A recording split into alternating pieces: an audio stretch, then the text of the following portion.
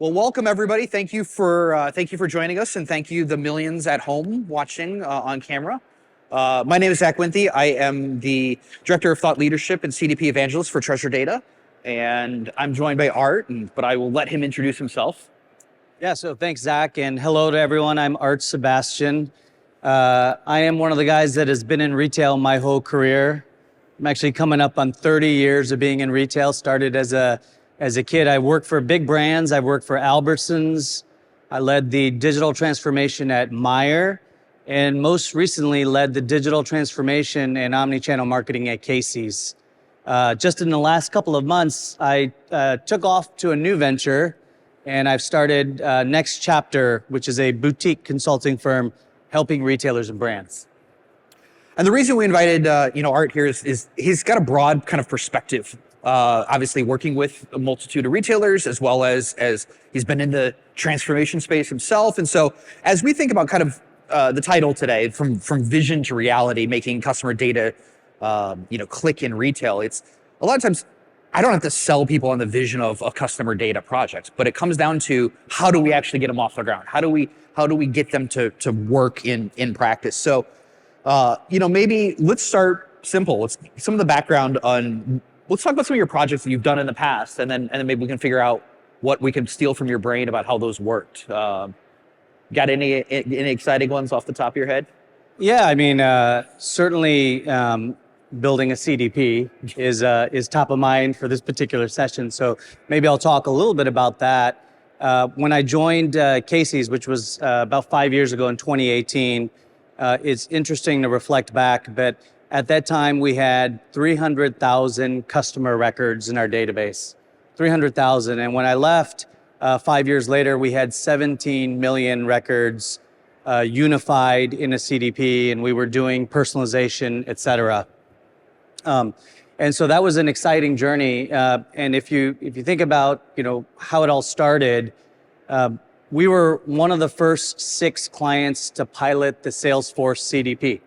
So we were part of that group that sat in the tower in the bay, building out the product, sharing feedback, testing it out. And that proof of concept, if you will, turned into a pilot, which then turned into scale. And over the next 3 years or so, we scaled it from very simple use cases to much more complicated use cases to driving personalization. So when you think about that initial implementation, what were some of the challenges you faced? Like, obviously, there's product, everybody's got to have the right features and everything, but the reality is the organizational side is almost as important to get right. What were some of the things that you struggled with along the way?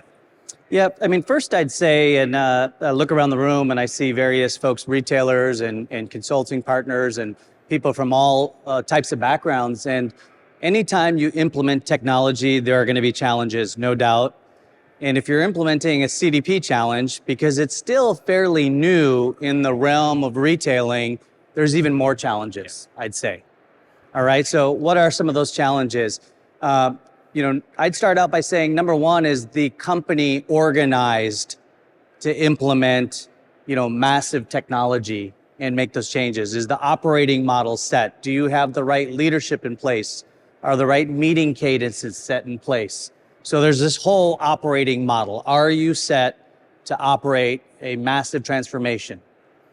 Second is, who leads it? Is it the data team, the marketing team, the operations team? Is it an infrastructure thing? Is it a marketing thing? And so I think that's critical, finding ownership of the transformation, and specifically a CDP. In my opinion, I always believe that the business should own and lead, but in a very close relationship with technology. You can't do it without technology, but you have to have the business in the driver's seat. And that makes sense. Why? Was it always that way at Casey's? Was the business kind of the driver for it? Did IT put up any roadblocks? How did you kind of manage and come to that conclusion? Our story at my time at Casey's is very public because I've been out to talk about it, and the company is a publicly traded company, so we've got a lot of it documented out there. But when I joined the company in 2018, it's a public company doing very well, but we did take a moment to sort of reflect on who we were, and we asked ourselves a very hard question. We've been successful for 50 years. How do we remain successful for the next 50 years? So pretty simple tagline we created. We said we want to become a more contemporary version of ourselves, and digital would be the first expression. So a lot of what I'm saying there makes sense. You hear that, you either live that, your clients live it. But I believe at the core of putting a digital transformation, moving it forward, is your first party data. So organizing the data, unifying the data, et cetera, all of that was critical for us. Great. Yeah. So now maybe taking off your Casey's hat or setting it over here for a second, we're 6 years later, right? We're 2024. What are the capabilities and features that you think a CDP and organizations need to actually truly have success with these kind of customer data projects?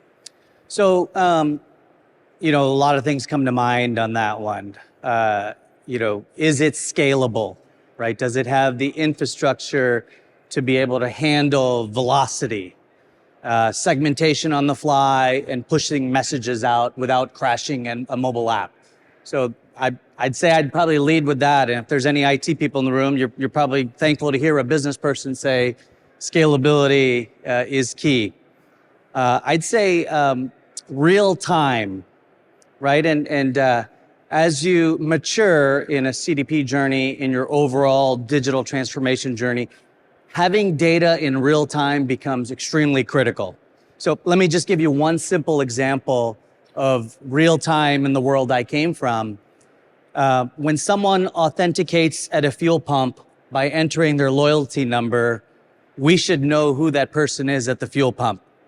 So as that data goes from the fuel dispenser to the CDP, looks at existing offers and promotions, by the time they hang the fuel pump back into the dispenser unit, we should be sending an app push with the latest sale and promotion that's most relevant to drive them in store. Yeah. So real time is another key piece. I think the third thing I would say is this idea of flexibility. So if there's any brand in the room or listening to this that is thinking about installing a CDP, I would challenge you to make sure that you're thinking about flexibility and not locking yourself in. So what I mean by that is I'm a believer that a CDP is at the heart of your digital transformation and your overall marketing tech stack. You want to be able to choose which ESP am I using, which DAM am I using, which CMS am I using, how do I integrate with the website, et cetera. So flexibility, I think, is also pretty important when you're making a selection. When you think back on some of the things that you did, and now maybe some of the things, if you were to do it again, you might do differently, what's some advice you might have either from a team organization perspective or even from a technology implementation perspective on, I've learned this lesson, I don't want anybody else to feel that pain again? Yeah, there's a few things that come to mind. Folks have asked, what type of team do you need in place to stand up a transformation and a CDP? And often now I hear the term CDP operating model. It sounds like that is beginning to be a real thing in retail. So, do you have the right team? And when I say team, it can be a couple of things. One is your internal team. Do you have the right talent inside the organization? Or two, have you brought the right partners along to help take you on your journey? So I think having the right team in place is critical. Personally, I do suggest in a combination of both. I think it's good to build talent internally.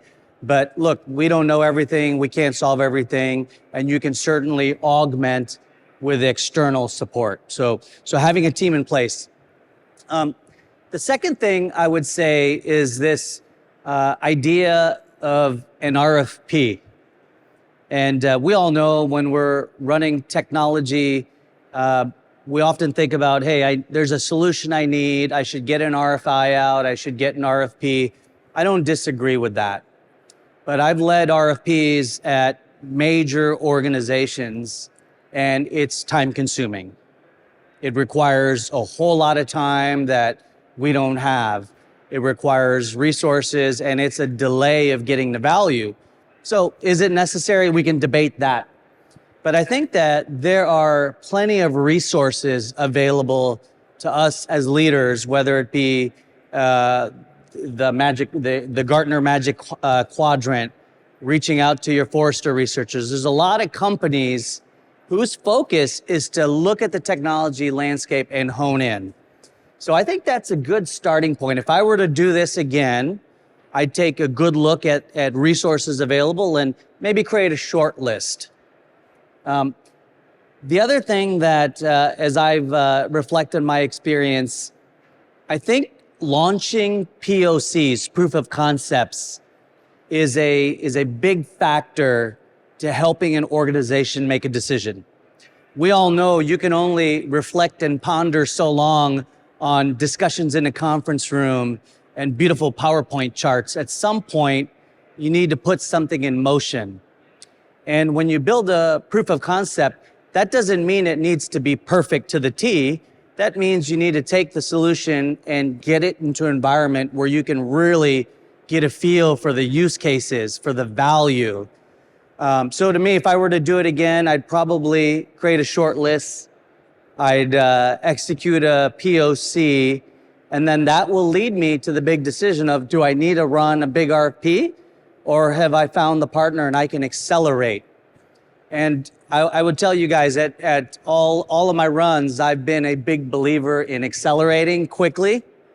And the faster you can move, the faster value you can generate for the company. Yeah, we love POCs because I think it gives the brands two opportunities. One, it kind of firms up their mind of what are we actually looking for, not what do we think we need, and it also starts to solidify those use cases. So because I think a lot of times people go into, they feel the pain, they have a problem, but they may not have well-defined use cases. So when you're talking to retailers these days, what are some of the CDP use cases that you think are getting most used or at least most talked about? Yeah, I think as I talk to retailers, they want to segment their customer base, right? So I'll just talk about some simple use cases. I'll share some examples of things I've done, but segmenting your customer base, it sounds like an easy thing to do. At some companies where you're operating off legacy technology or the data is very fragmented, segmenting your customer base could be a really big challenge. Over the last several years in my last role, it was important to me that marketers could segment our customer base on the fly. So we'd have a 9 a.m. meeting where we're talking about the need to boost coffee sales because we just needed to drive that business. We had invested in dispenser equipment.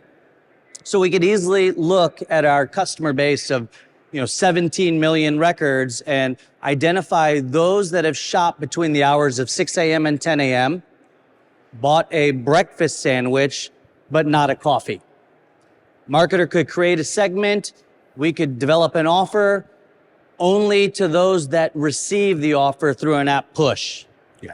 So to me, that's a very simple use case of segmenting your customer base and driving action.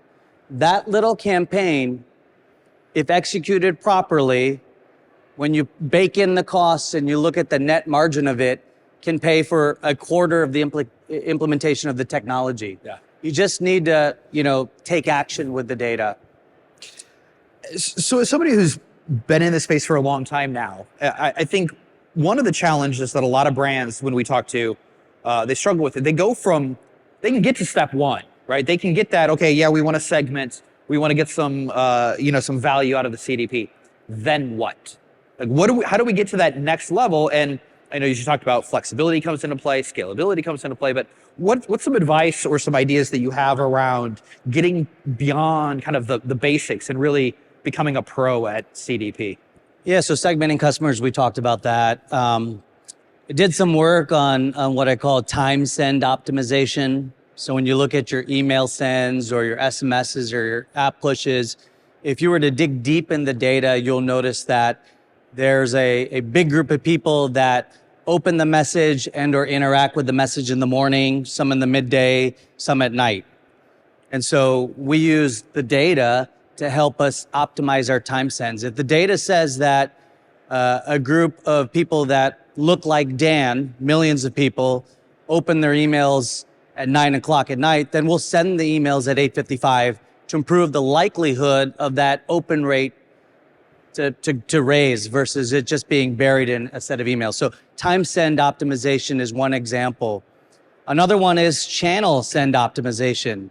If groups of people are receiving both an SMS and an email, but never opening the email, but interacting with the SMS, then let's turn off that channel, save our dollars and our resources, and deploy towards SMS. There are more sophisticated use cases. I used to sell a lot of pizza. Pizza is a big business. And we would have a promotion like a single topping pizza promotion. Well, how many single toppings are there? There's a lot. There's a cheese pizza, a pepperoni pizza, a sausage pizza. And believe it or not, the hero image on an email or a banner ad makes a lot of difference to garner visual attention. And so we could look at the data to say who was purchasing pepperoni versus sausage, differentiate the messaging that's going out to both. And if I take it a step further, when I use the term real time, we can tell looking at open rate, because the message could sit in your email box for a day or 2 days, which visual is deriving the highest open rate. And for unopened emails, we can swap out the visual. So that's a very simple example with sausage and pepperoni, but it can get more complicated when you add breadsticks and wings and pop, whether it's a Coke or Pepsi or Mountain Dew. So all these iterations of what's possible, it's all possible with data and technology. How did you find your teams changed over time? You mentioned transformational teams. Obviously, the implementation team is very different than the operating team. It's very different maybe than the growth team. What did you learn as you kind of got comfortable with CDP? And then more importantly, now, what are you telling other retailers how to structure their teams? What are those takeaways? I think there's a reason why everyone in the industry, and we hear this buzzword a lot here at NRF, the words transformation. It really is a transformation. Who you were, you're going to be something different when you undergo a technology investment and put in change management. So it's a true transformation. And as people have asked me, like, what's the biggest change, right? I always talk about, as a head marketer, that my number one job is to build relationships with customers and prospective customers. So everybody's like, yeah, that's marketing talk. And I push it just a step further and say, think about the relationships most important to you. All of us here as human beings, right? It's your spouse, it's your parents, it's your kids, it's your best friend, it's your neighbor. Those are important relationships. And when you dig into what makes those relationships special is you know each other. You work hard to delight each other. You don't do something that they don't like or something that they don't expect.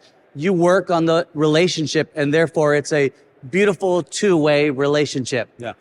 That's the same concept for a marketer and our customer. And data and technology is the tool that allows that relationship to build. So when I talk about transformation, there's a mindset shift that needs to happen. And then once you're sold in on that mindset shift, the way we work begins to change. Now, to play contrarian view a little bit to you here, all that costs money. How do you sell that vision to the board of directors, to your CEO, who are saying this implementation is big money, it's expensive? Yeah, I believe hero images are good, all that's great, blah, blah, blah. Where's the ROI? Yeah, there's no doubt that everything I'm describing costs a lot of money, both CapEx and OpEx. And so you're certainly leaning in if you take on one of these endeavors. I'm a big believer in demonstrating the range of ROI, right? And so if you're transforming a company, there's lots of goodness that happens, right? The company's perception changes, the OSAT of a store, the net promoter score. So there are a lot of details. Some of it's tangible, some of it's not. So I'm a believer, if you're building the ROI case, you need to look at all of that.